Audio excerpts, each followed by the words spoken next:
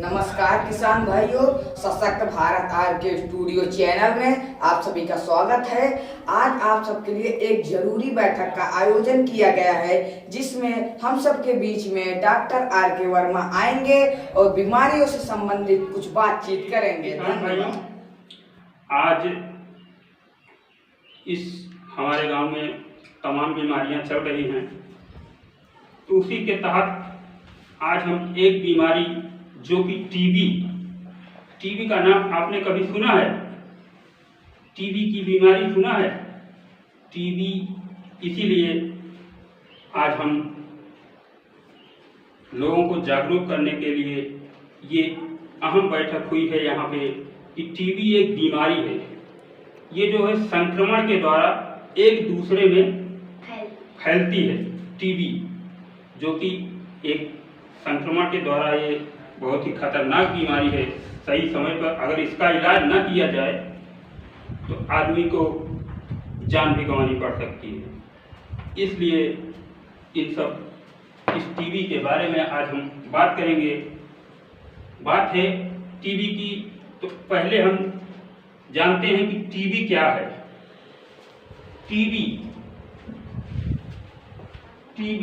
TB का मतलब है tuberculosis infection transmitted by bacteria, क्षय रोग, जिसे हम हिंदी में क्या कहते हैं? क्षय रोग। ये कैसे फैलता है?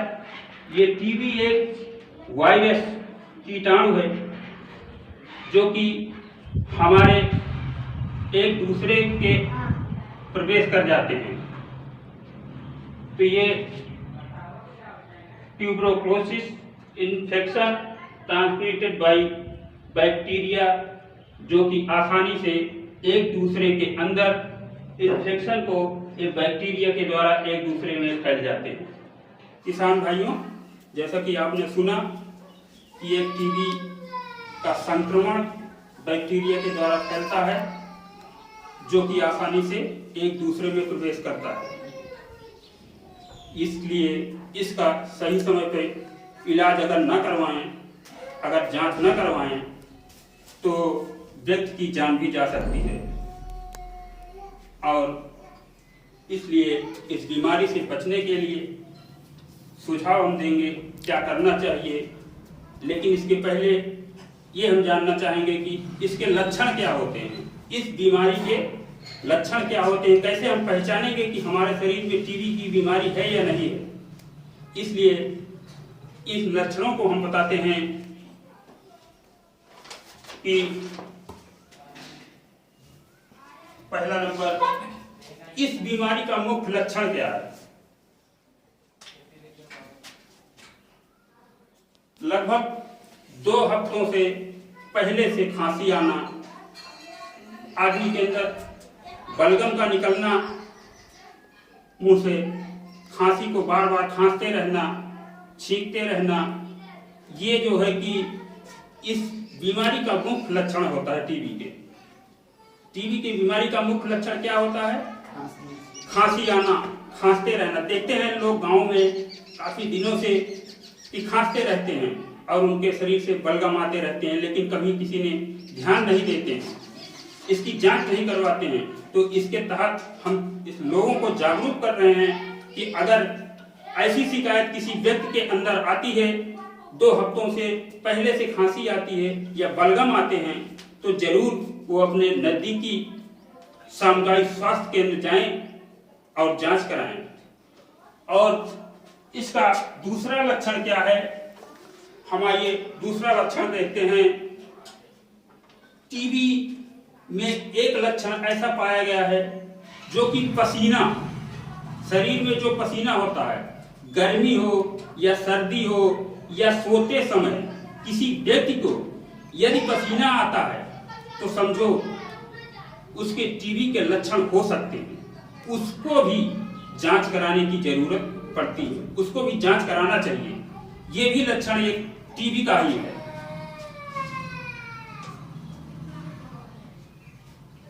तीसरा लक्षण क्या है? हम आपको बताते हैं कि टीबी का तीसरा लक्षण शरीर का वजन गिरना। आपके शरीर 50 किलो था पहले। इस बीमारी के कारण शरीर की वजन में कमी होती जाती है, आपका शरीर हल्का होता जाता है और लगातार इस बीमारी के कारण वजन घटना शुरू हो जाता है, थकान महसूस होने लगती है। जिसको टीबी की बीमारी होती है उसके शरीर में थकावट की महसूस होती है। ये तीसरा लक्षण इस बीमारी का होता है। चौथा लक्षण, ऐसे व्यक्ति जिनको बार बार बुखार की शिकायत होती है, वो सुबह शाम एक टिकिया दवा लेकर जो खाकर अपने बुखार को भगाते हैं, तो वो उनको टीबी हो सकती है। जो काफी दिनों से परेशान, हर समय बुखार की शिकायतें करते हैं, उनको टीबी का लक्षण हो सकता है। उनको भी टीबी की जांच करानी चाहिए।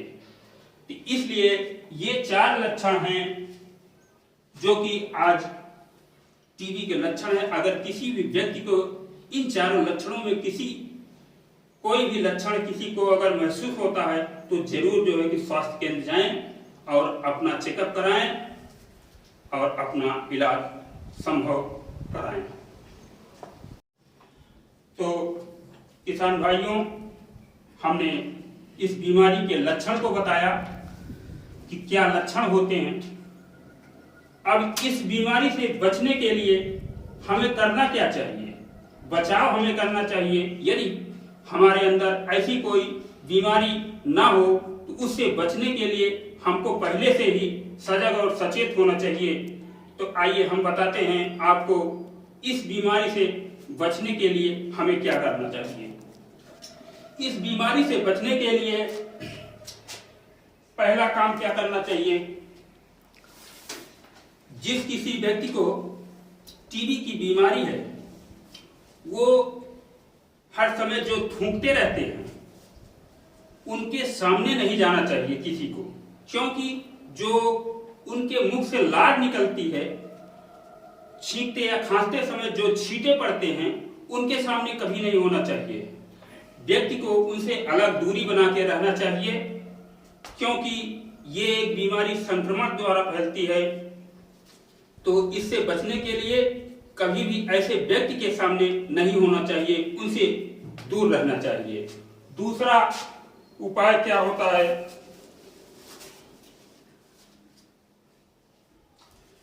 छींक आने पर किसी व्यक्ति को उसके सामने नहीं रहना चाहिए। उसे हर समय मास्क का प्रयोग करना चाहिए, क्योंकि ये बीमारी संक्रमण से फैलती है।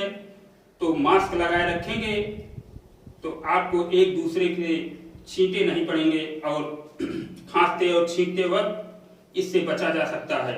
इसलिए मास्क का प्रयोग ऐसे बीमार व्यक्ति को जरूर करना चाहिए। तो किसान भाइयों,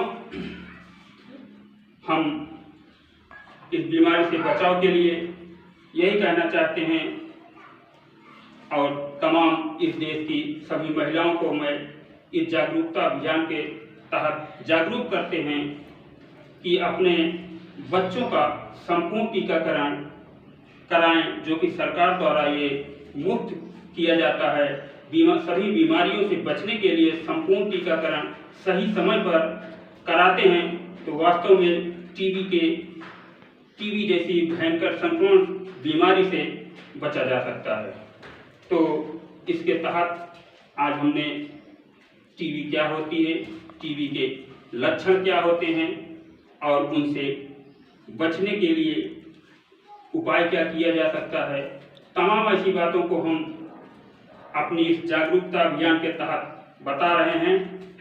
तो आइए, और आगे यदि किसी को ऐसी बीमारी टीबी, भगवान न करे किसी को हो, लेकिन अगर किसी को हो जाती है तो हम बता रहे हैं कि आज देश में सरकार द्वारा ये टीबी की बहुत ही अच्छी योजना चल रही है, जो कि अगर किसी को टीबी का संक्रमण फैलता है या जो हमने जो लक्षण बताए ऐसा किसी को लक्षण दिखता है तो आप अपने गांव की आशा से मिलकर के अपने टीबी की जांच कराएं।